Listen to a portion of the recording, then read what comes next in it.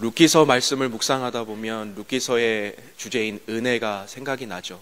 근데 은혜뿐만이 아니라 함께 룻기서 1장을 보다 보면 고난이라는 것을 우리가 묵상하게 됩니다. 그렇다면 고난과 은혜가 함께 등장했다라는 것은 우리가 고난 중에 하나님의 은혜가 우리 가운데 있다는 뜻이겠죠. 저는 오늘 이 룻기서의 말씀을 읽다 보고 묵상을 하다 보니까 룻기서에서는 하나님의 은혜가 있고 우리 삶 가운데 고난이 있습니다. 그래서 고난 가운데 하나님께서 주시는 은혜가 발견될 수 있는 원리를 우리가 깨달아 알 수 있다면 우리의 삶이 하나님께서 원하시는 방향으로 또한 우리의 삶이 조금 더 하나님이 주신 평안한 삶 가운데 거할 수 있겠구나라는 생각이 들었습니다. 저는 오늘 이 말씀을 통하여서 고난 가운데서 하나님의 은혜를 발견하는 원리를 여러분의 삶 가운데 발견하시는 은혜의 시간이 되시기를 간절히 축복합니다. 첫 번째로 룻기서의 이 2장 말씀을 통해서 우리가 묵상할 수 있는 것은요, 우리가 있어야 할 곳에 있는 것, 그것에 은혜가 있다라는 것입니다. 우리가 머물러야 할 곳에 머물 때에 하나님의 은혜가 있습니다. 룻기서 1장 22절, 1장 마지막 절인데요. 나오미가 모압 지방에서 그의 며느리 모압 여인 룻과 함께 돌아왔는데 그들이 보리 추수 시작할 때에 베들레헴에 이르렀더라 라고 끝나며 오늘 이 장을 친족으로 유력한 자가 있으니 그의 이름은 보아스더라 라고 시작을 합니다. 여러분 1장 마지막 절과 2장의 시작은 기대감을 가지게 합니다. 이제 모압 지방이라는 이방 땅에서 하나님의 땅으로 다시 돌아오는 그런 스토리가 시작이 돼요. 그러면서 하나님께서 예비해 주신 어떤 보아스라는 사람을 만남으로 시작합니다. 근데 그 사람을 유력한 자라고 소개를 하고 있어요.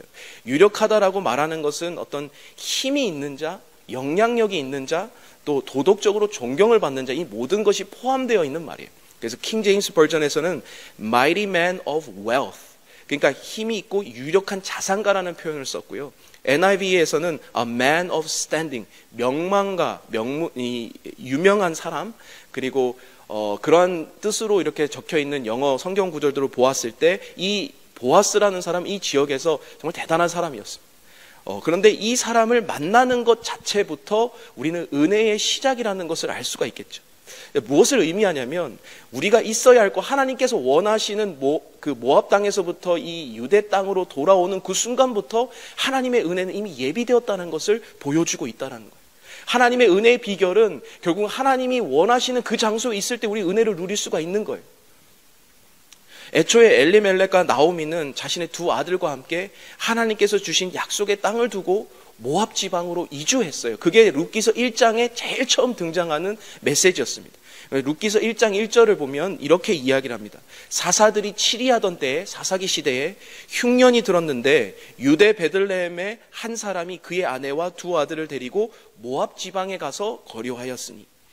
여러분 이 룻기서 1장을 자세히 보면 언제요? 사사기 시대에 각자 자기의 소견에 옳은 대로 행하던 그 시기에 이 엘리멜렉이라는 사람도 가뭄이 들었을 때 하나님의 뜻을 구했어요? 아니요.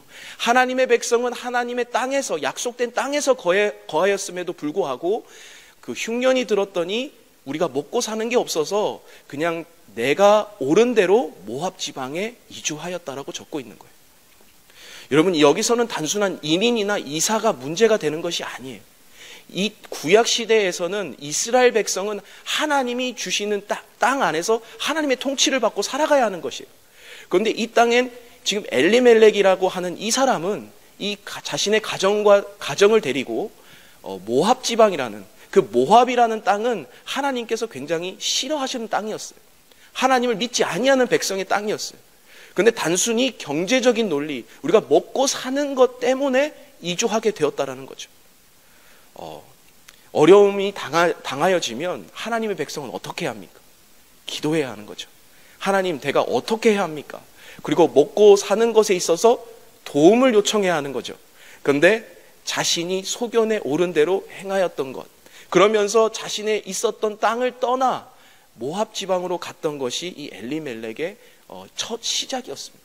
처음부터 잘못 꼬여진 이 스토리는요, 자신의 삶들이 점점 비참하게 이어지고 있는 것을 우리는 잘 보고 있어요.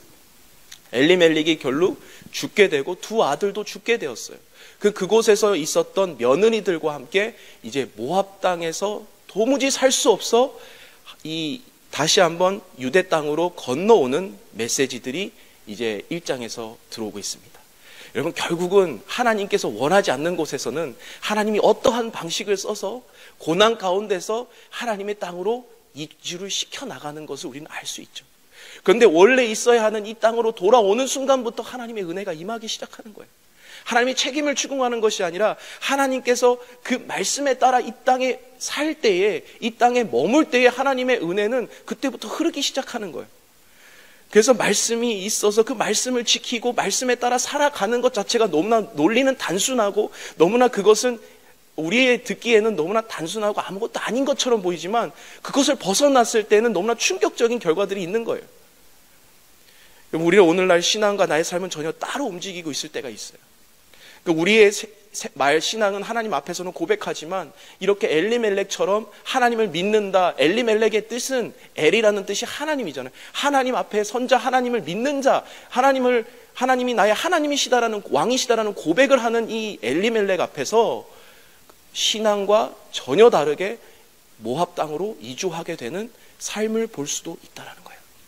여러분, 하나님 앞에서 낳은 이 우리의 삶을 우리가 경제적인 논리나 인간적인 생각을 따라 움직이는 것이 아니라 하나님의 말씀에 따라 움직이는 우리의 삶이 되어야 될 줄로 믿습니다. 말씀이 나를 움직여야 되는 거예요.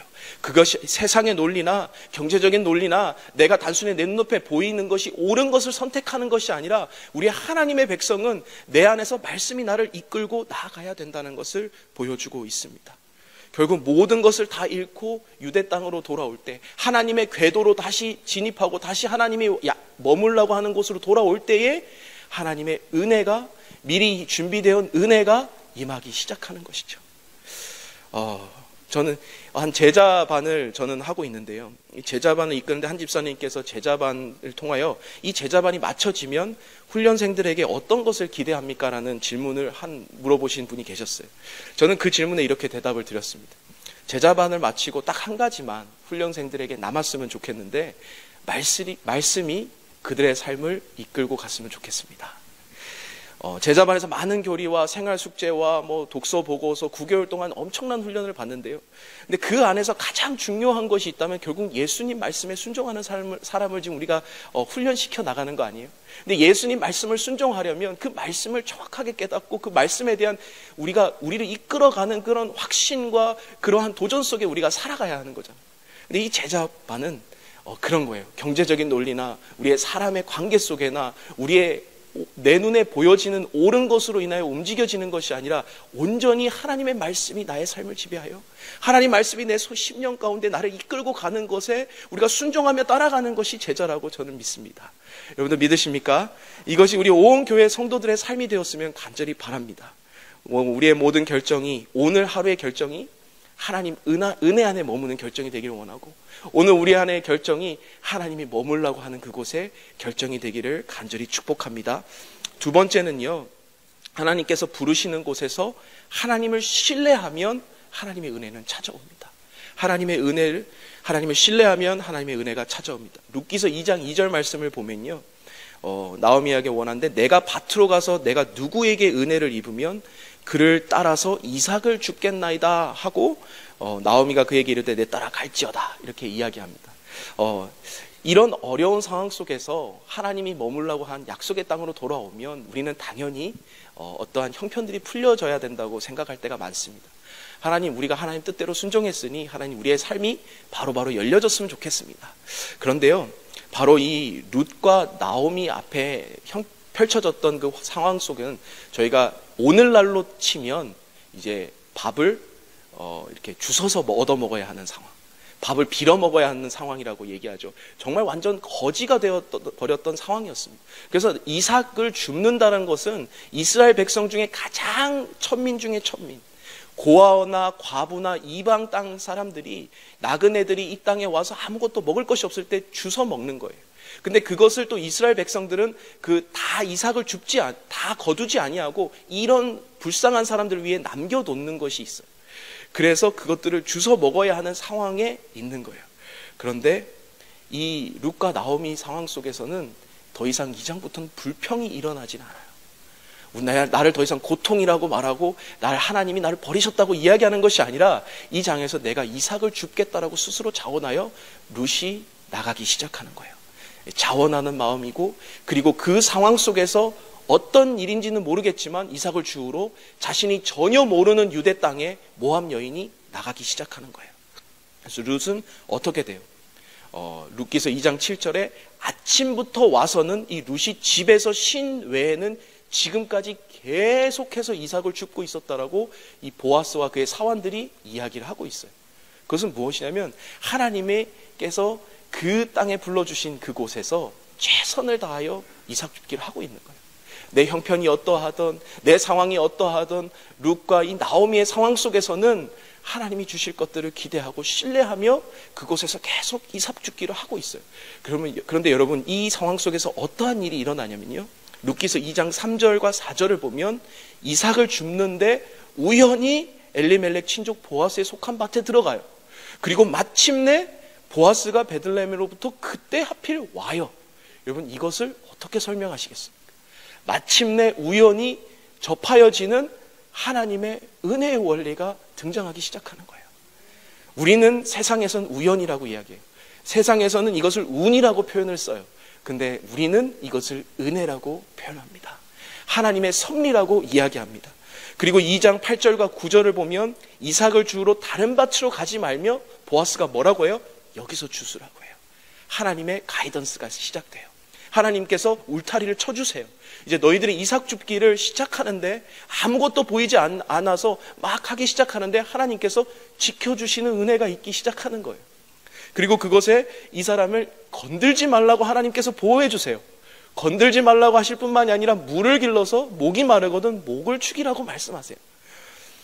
이 설명을 보면요, 그 땅에서 가장 높다고 말할 수 있는 유력한 자 보아스가 아무것도 아닌 모압 여인에게 이러한 은혜를 베푸는 것은 정말 은혜입니다.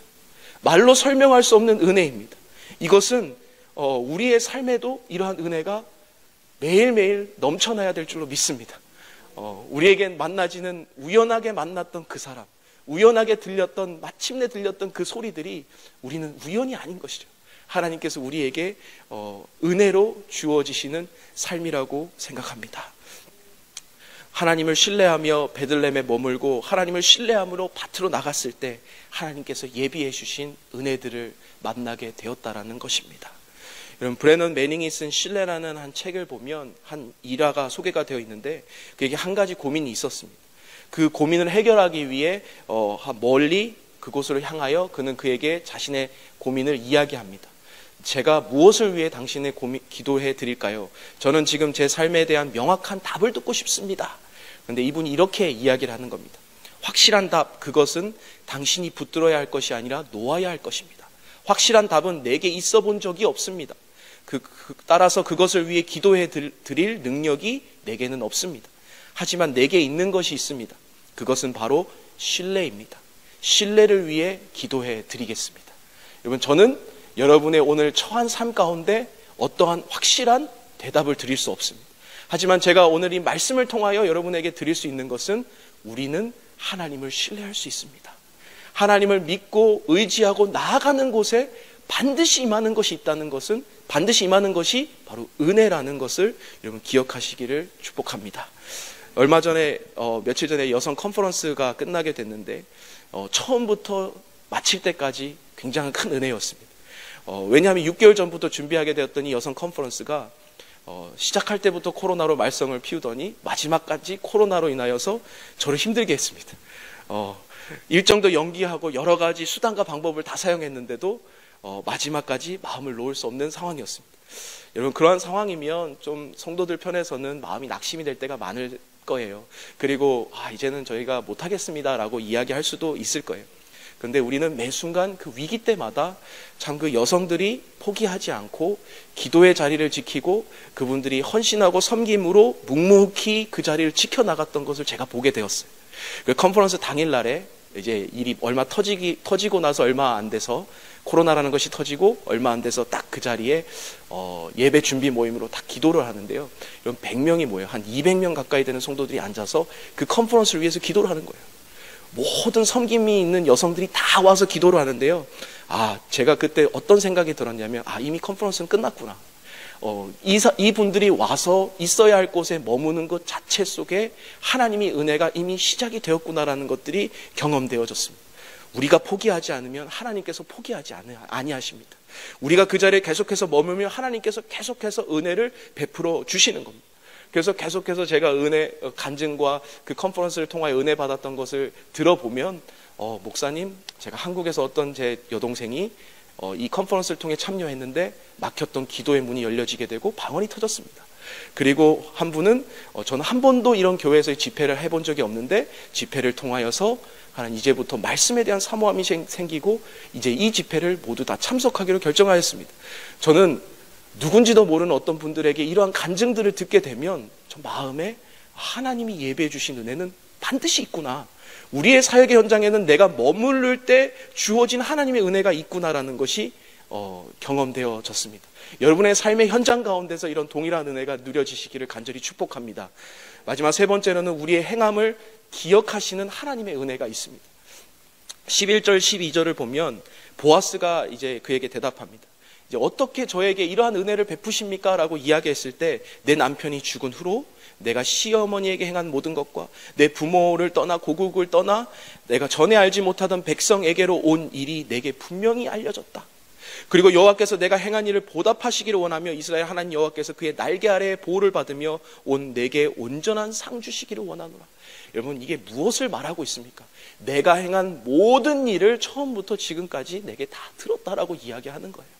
여러분, 이건 마치 주님께서 우리에게 하시는 말씀 같지 않으세요? 보아스가 지금 이것이 나의 귀에 들렸다라고 이야기하면서 내가 너에게 그렇기 때문에 은혜를 베풀었다고 이야기를 하고 있는데요. 하나님께서 마치 우리에게 내가 처음부터 너의 고난당하는 그 순간부터 지금까지 네가 행하였던 모든 일들을 다른 사람은 모르는데, 다른 사람은 기억하지 못하는데, 다른 사람은 그게 얼마나 큰 헌신이고 수고이고 그것이 얼마나 너에게 큰 희생이고 눈물이었는지 모르는데 나는 기억하고 있다라고 이야기하는 거 아니에요. 그리고 나는 너에게 상을 베푸실 거라고 이야기하는 건 아니에요. 여러분, 이걸로 충분히 된 거 아니겠어요? 우리의 사람에게 인정받으면 그거 칭찬으로 끝날 거예요. 근데 하나님 앞에 인정받으면 그것이 끝나는 것이 아니에요. 은혜로 머물게 된다는 것입니다. 남편이 죽고 아이도 없는 자신의 상황 속에 단순히 들었던 하나님을 믿고 있는 그 어머니를 따라서 이 먼 곳까지, 유대 땅까지 머물게 된 이 모압 여인 룻에게 어떠한 희망과 소망이 있었겠어요? 가장 천민 중에 천민이 하는 이삭 줍기를 하고 있는 그녀의 삶 속에 지금 하나님의 은혜가 머물고 있다는 것을 설명하고 있는 거예요. 저는 이 메시지를 통하여서 우리의 온 성도님들이 이러한 은혜를 누리시는 하루가 되기를 간절히 축복합니다. 이 말씀을 묵상하면서 예배자라는 찬양곡이 떠올랐는데요. 아무도 예배하지 않는 그곳에서 주를 예배하리라. 아무도 찬양하지 않는 그곳에서 나 주를 찬양하리라. 누구도 헌신하지 않는 그곳에서 주께 헌신하리라. 누구도 증거하지 않는 그곳에서 나 주를 증거하리라. 내가 받는 모든 땅 주를 예배하게 하소서. 주 보혈로 덮어지게 하소서. 내가 선 이곳 주의 거룩한 곳 되게 하소서. 주의 향기로 나의 삶을 물들이소서. 이 메시지가 여러분의 오늘 가는 곳곳마다 우리의 삶을 통하여, 우리의 예배의 삶을 통하여, 나의 삶을 통하여 온전히 하나님이 기억되시는, 또 은혜가 머무는 그런 삶들이 되기를 간절히 축복합니다. 함께 기도하시겠습니다.